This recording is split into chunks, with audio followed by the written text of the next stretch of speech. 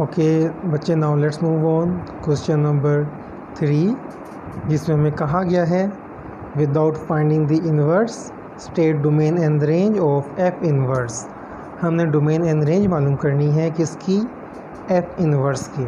ठीक है, यहाँ उससे हमें फंक्शन दिया हुआ है F of X. F of X किसके इक्वल है, X plus 2 whole square root. अब बच्चे इसकी जो हम लोग डोमेन मालूम करेंगे बिल्कुल ऐसे ही है जैसे एक्सरसाइज नंबर 1.1 का क्वेश्चन नंबर 4 था। ठीक है, इसको आप लोग समझने की कोशिश करें तो फिर से एक मरतबा डोमेन एंड रेंज को अगर आप लोगों को ये समझ आ जाता है तो इसका मतलब है आप लोगों के वो कॉन्सेप्ट्स भी क्लियर हो जाएंगे। ओके, यहाँ बच्चे उससे हमें दिया है X plus 2 whole square root.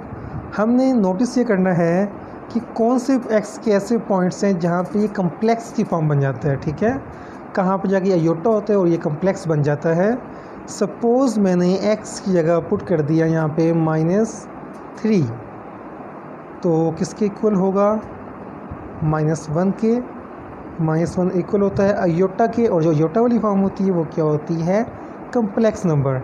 इसलिए यहाँ पे हम लोग -3 को पुट नहीं कर सकते।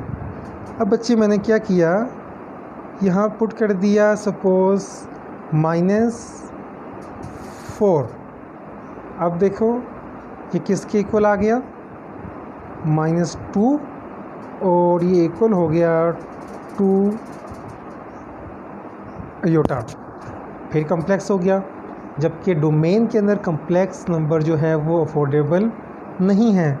इस तरह से हम लोगों ने ऑब्ज़र्व किया कि अगर मैं -3 पुट करूँ तब भी ये कम्प्लेक्स हो रहा है, -4 पुट करो तब भी कम्प्लेक्स, -5, -6, -7 जो मर्ज़ी नंबर यहाँ पुट कर दूँ वो कम्प्लेक्स बना रहा है।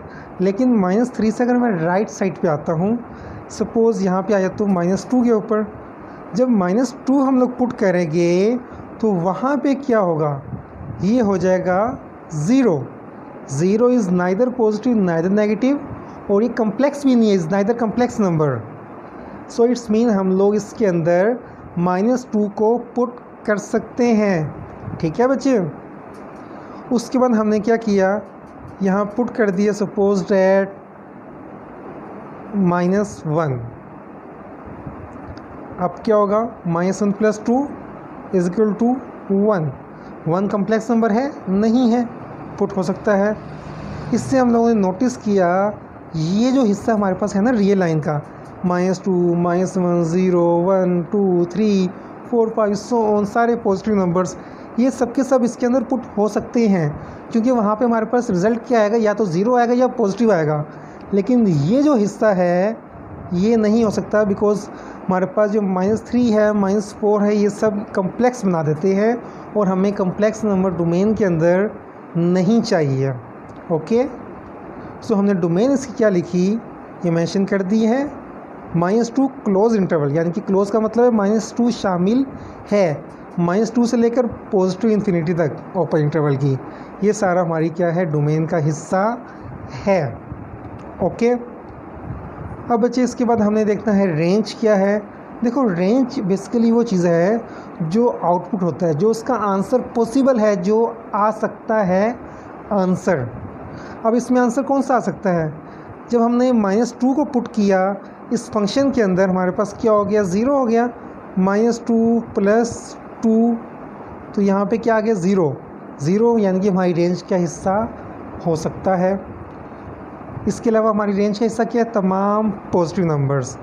सो हमने क्या किया, यहाँ पे इसकी रेंज के अंदर लिख दिया क्लोज इंटरवल 0, वहाँ से लेकर ओपन इंटरवल में तमाम पॉजिटिव नंबर्स। ये क्या है, ये हमारी रेंज का हिस्सा है, हमारी रेंज आ गई है।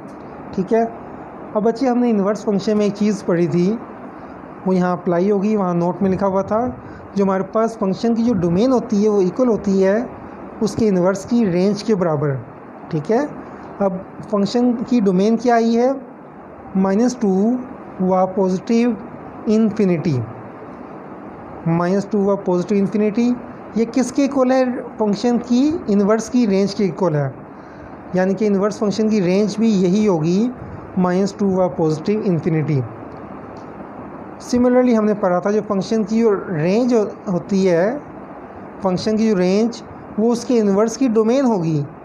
अब फंक्शन की रेंज क्या आई है, क्लोज इंटरवल 0 व पॉजिटिव इन्फिनिटी, तो उसके इन्वर्स की ये क्या है, डोमेन है। क्लियर होगी ये बात। इस तरह से हमारा जो पहला वाला पार्ट है इसका वो कंप्लीट हो गया है।